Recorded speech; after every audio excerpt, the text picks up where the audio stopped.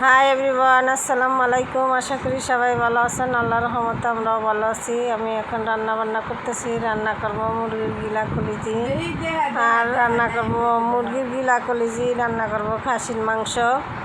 আর এখানে বুটের ডাল ভিজায় রাখছি, পেঁয়াজ টেজ কাইটে রাখছি, সব কিছু গুছায় এনেছি। গুছায় তারপর ডালটা ভিজায় রাখছি। আর এই কলিজাটা, মুরগির কলিজাটা আমি এভাবে কাইটটা সিদ্ধ করে রাখি। সিদ্ধ করে রাখলে কি ইয়াটা সুন্দর হয়। এখন এই যে মুরগির কলিজাটা আর এই যে হাত ফাওগুলি রান্না করব এই বুটের ডালটা দিয়ে। এখন ডালটা আমি এই যে কড়াইতে দিয়ে দিছি, এই পাতিলে রান্না করব। পাতিলটা মনে অনেক বড় লাগতেছে, কিন্তু পাতিলটা এত বড় না। ক্যামেরাতে আসতেছে অনেক বড়, কিন্তু পাতিলটা অনেক বড় না। এখন দিয়ে দিছি তেল পরিমাণ মতন, আর দিয়ে দিছি এলাচি, দারচিনি, তারপরে তেজপাতা। এখন দিয়ে দিলাম পরিমাণ মতন পেঁয়াজ। এখন দিয়ে একটু ভাজা করে নেব।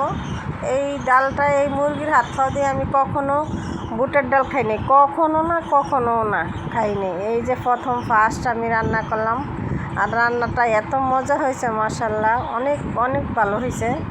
এখন আমি এই যে আদা রসুন বাটা দিয়ে দিলাম। পেঁয়াজটা একটু ভাজা হয়েছে, আদা রসুন বাটা দিয়ে দিছি।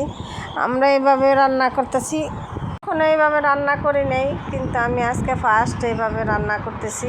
আর ক্যামেরাটা আজকে এইভাবেই রাখছি। আমার ভিডিওটা কেমন লাগছে আপনারা কমেন্টে জানাতে পারেন আমারে।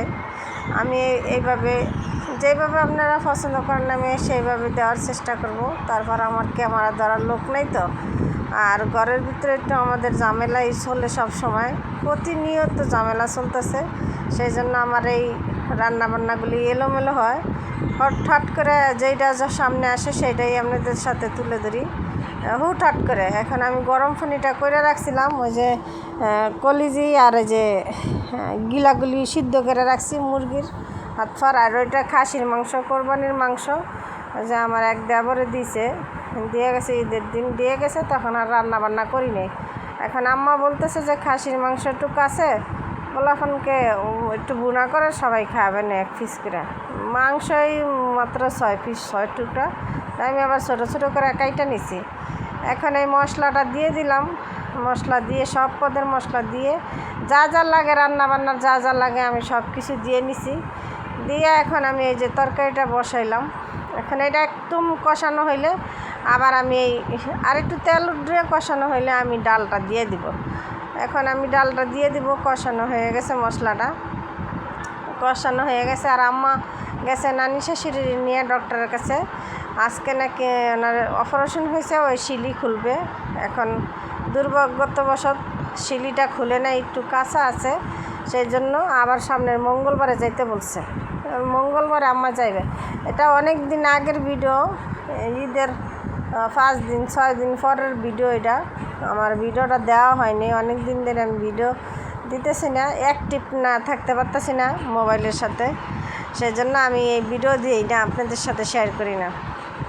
এখন পানিটা সেইকে আমি ইয়াটা দিয়ে দিলাম, বুটের ডালটা দিয়ে দিলাম। আর পারিবারিকভাবে অশান্তি থাকলে ওইখানে তখন কোনো কিছুই ভালো লাগে না, কোনো কিছু করতেও ভালো লাগে না, আর করতে ভালো না। ইদারিং ধরে আমার পিঠটা অনেক ব্যথা করে, আমার মাথাটা সব সময় ধরা থাকে। কেউ কিছু বললেও ভালো লাগে না, আর কোনো কাজ কাম করতেও ভালো লাগে না। কেউ কিছু বললে শুনতেও ভালো লাগে না। এত মিজাজ খিটখিরা মিজাজ থাকে সব সময়। বুঝতেছি না কী কারণে এরকম খিটখিরা মিজাজ থাকে, জানি না। কেউ কিছু করলো নাকি তাও জানি না, যে কিসের সমস্যার জন্য আমার এই যে মিজাজ খিটখিটা। তারপরে কিছু ভালো লাগে না, কোনো কিছু করতেও ভালো লাগে না, কিছু ইয়ারতেও ভালো লাগে না। বুঝতেছি না কী কারণে। সবাই আমাদের জন্য দোয়া করবেন। এখন আমি বুটের ডালটা দিয়ে দিছি।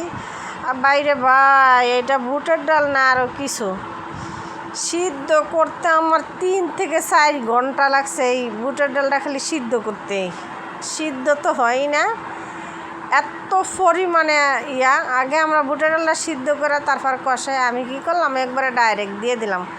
আর এখানে আম্মা যে চিংড়ি মাছ দিয়ে, প্রথম ভাবছি যে শুটকি দিয়ে আম্মা রান্না করবে, সেই জন্য আমি কাইটটা একদম গোসা এই ইয়ার ভিতরে গোসলে এই যে কাঁঠালের বীজগুলি এই পরিষ্কার হয়ে যায়।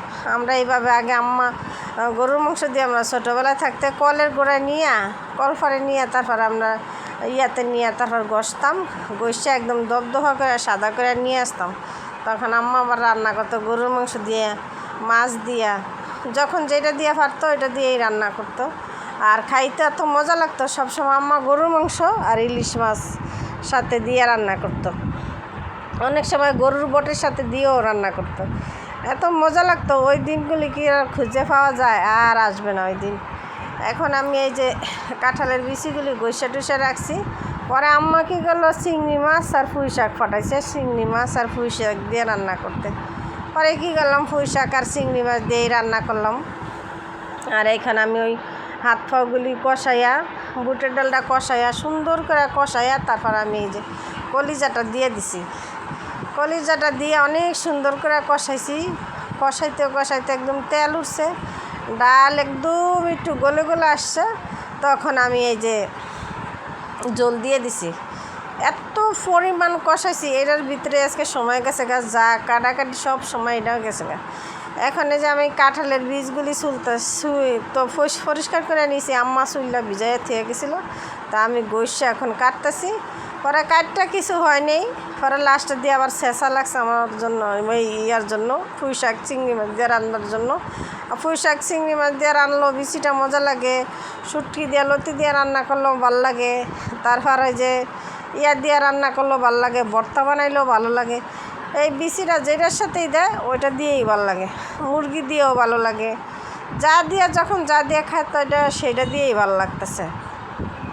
এখন এই যে আমি গরম পানিটা কইরা সাইডে রাখছিলাম, এই গরম পানির জলটা দিয়ে দিলাম। জল হিসাবে গরম পানিটা দিয়ে দিব। ভালো করে বলক আসলে বা ইয়ে আসলে আমি তারপরে ইয়া দিয়ে দিব, ওই যে জিরার গুঁড়া করে রাখছি। পরে মাঝখান দিয়ে কী করলাম, কতটি দেখি জিরার গুঁড়া নাই, এখন ডিব্বা হাত দিয়ে দেখি একটু জিরার গুঁড়াও নাই। এখন কি করব, জিরা তো লাগবই, সেই জন্য আমি কী করলাম, জিরা কতটি ফাঁকি করে গুঁড়া করে তারপরে যে জিরার গুঁড়া দিয়ে দিলাম। জিরার গুঁড়া দিয়ে তারপরে আমি এই যে লাড়াচাড়া দিয়ে দিব। এখন জিরাটা ফাঁকি দিয়েছে, এরপরে রান্না শেষ, রান্না মানে একদম কমপ্লিট হয়ে গেছে। পরে আম্মা আসছে। যে যেখান থেকে আমার ভিডিওটি দেখেন, আমি অনেক বকবক করলাম। যদি আমার ভিডিওটি ভালো লাগে, লাইক কমেন্ট শেয়ার এবং সাবস্ক্রাইব করে আমাদের পাশে থাকবেন। সবাই ভালো থাকবেন, সুস্থ থাকবেন। দেখা হবে নতুন একটা ভিডিওর সাথে। ততক্ষণ পর্যন্ত আসসালামু আলাইকুম।